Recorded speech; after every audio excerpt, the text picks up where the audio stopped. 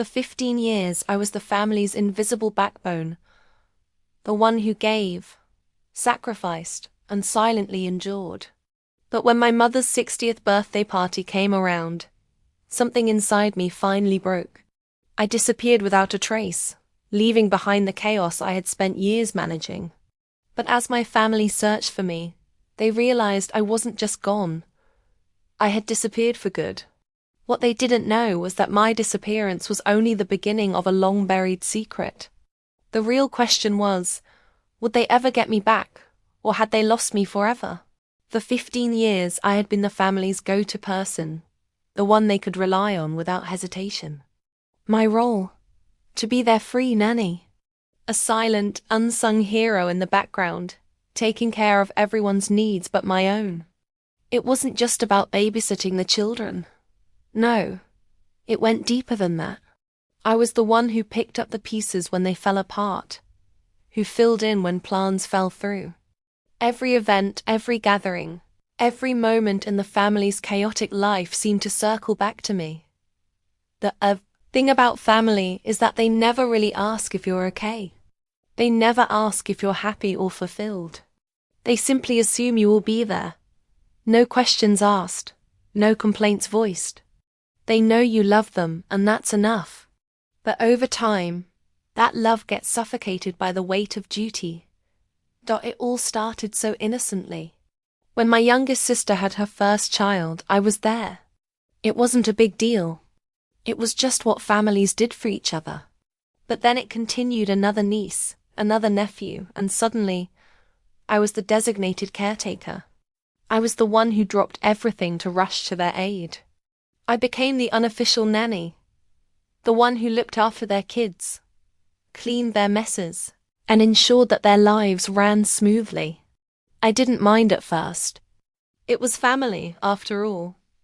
But after a decade of sacrifices, I started to feel the cracks forming. The joy I once felt in helping them began to fade. I had no time for myself, no space to follow my own dreams or tend to my own needs. My life became a series of obligations, my wants forgotten, my personal growth stunted. Every birthday, every holiday, every family event, I was there, the one who made sure everything was perfect, while my own life slipped away unnoticed. The sacrifices became bigger, the expectations more relentless. There were no thank yous, no recognition, just the understanding that this was my role, this was my place. The unspoken agreement was clear. I was to be there when needed, without question or complaint. The tension between what I wanted for myself and what they expected of me grew unbearable. Yet, I stayed. Because that's what family does, right? You sacrifice for them. You put your life on hold to make sure there's a smooth and perfect. But that silent agreement was slowly eating away at me. And then came Mom's 60th birthday. It was supposed to be a special occasion. But to me, it became the breaking point. Mom's 60th birthday party was planned for months.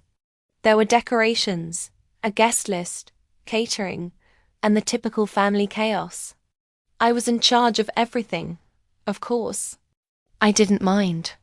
It was what I did best. But this time, something felt different. This time, I wasn't just managing the event, I was drowning in it. It started with the invites. I had to make sure everyone was included, and that meant reaching out to distant relatives, old family friends, and of course, making sure the kids' schedules were coordinated.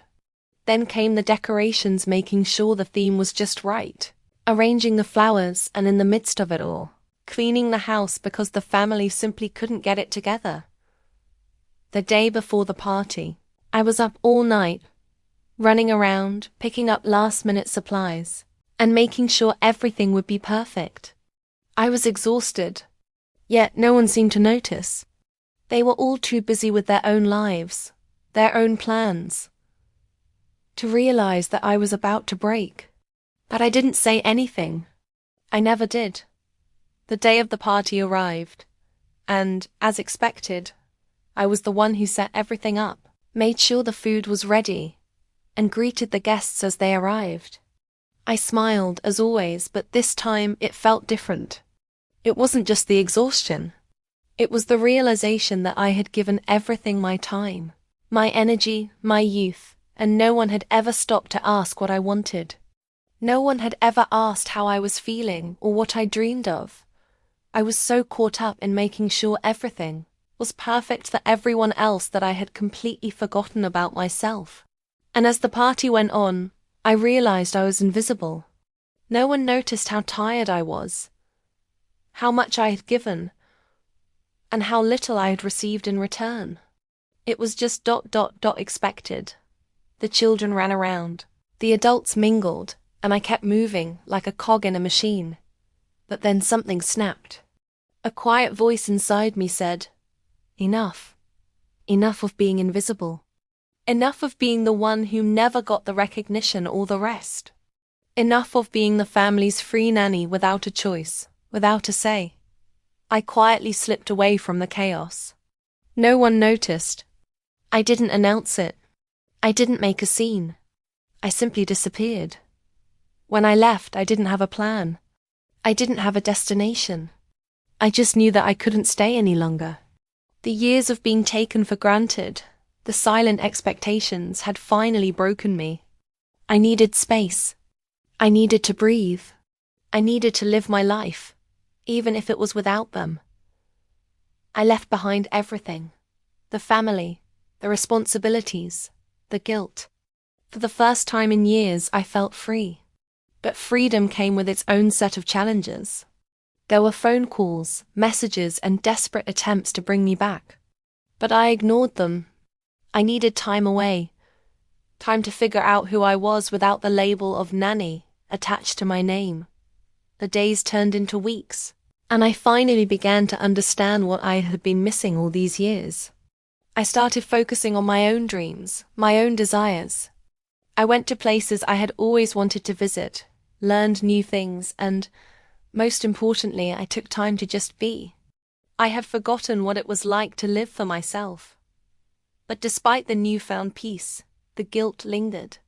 How could I just leave them behind? Was it selfish of me to walk away? My mind constantly battled with these questions, but my heart knew the truth. I couldn't keep sacrificing myself for people who never truly appreciated what I did. The first few weeks after I left were the hardest. The quiet was deafening. I had spent so many years surrounded by constant noise, children's laughter, the hum of daily life, the endless chatter of my family, that when I was finally alone, it felt like a strange void. I remember sitting in my apartment, staring at the walls, unsure of what to do with myself. I had never been alone like this. Sure, I had moments of solitude over the years, but I had always been a part of something. I had always been needed. And now, there was nothing but the silence, which both soothed and unsettled me.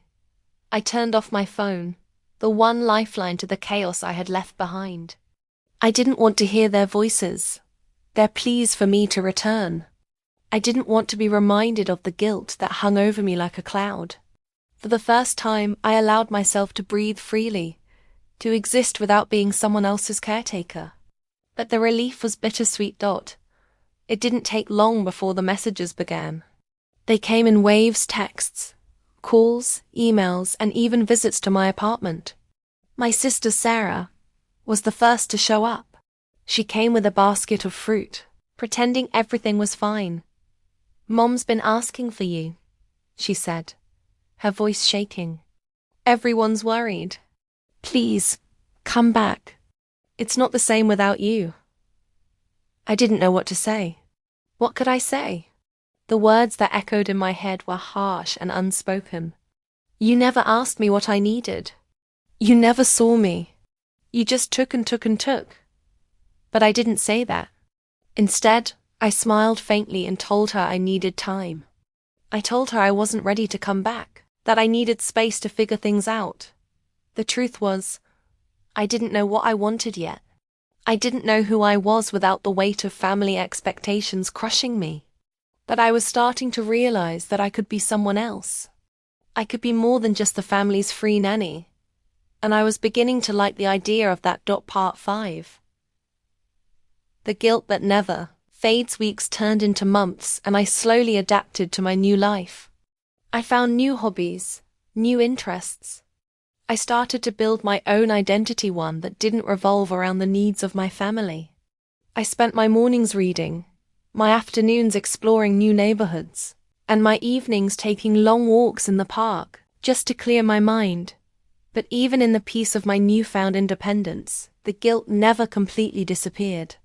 I thought about them, often the children I had raised as if they were my own, my siblings who had never seen the toll it had taken on me, my mother who had always assumed I would be there. One evening, as I sat in a coffee shop, a message from my mother appeared on my phone. It was simple, just a few words. I miss you. Please come home. The message was a dagger to my heart. I hadn't realized how much I missed her too. But that didn't change the fact that I was still angry. Angry at the years of invisible labor, at the constant demand for my time and energy, at the expectation that I would always be there without question. I didn't respond right away. Instead, I turned the phone over and stared out the window, watching the world go by. I wasn't ready. I wasn't ready to go back and fall back into the same patterns. Back home, my disappearance had caused more chaos than anyone could have expected. No one truly understood why I had left. They assumed I was just being dramatic, that I would return once the storm of my emotions passed. But the reality was much harder for them to accept. Mum, especially, struggled with the absence of her constant helper. She had always relied on me, and now she was forced to face the weight of everything I had done for her over the years. The house was in disarray without my help. The kids felt lost without me, and no one knew how to fill the gap I had left behind. For the first time, the family saw what it was like without me. They saw the void I had filled, the sacrifices I had made without ever asking for recognition. And they started to feel it, the guilt, the shame, the realization that they had taken me for granted. Sarah reached out again, asking if we could talk. This time, she was more earnest, more sincere. She apologized for the years of expectations and for not recognizing my struggles sooner. She told me she understood why I left, but I still wasn't ready to forgive.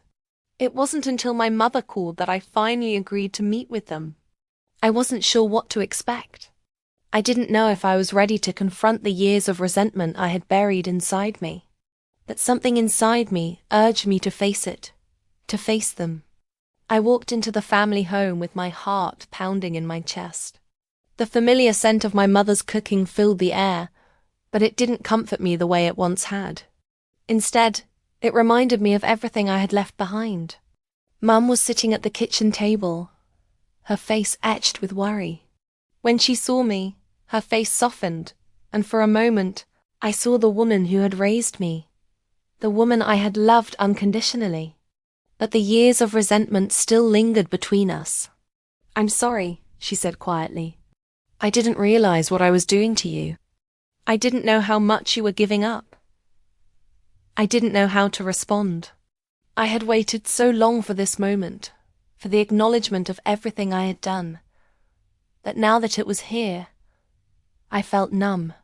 The anger still simmered inside me, but it was wrapped in a layer of sadness.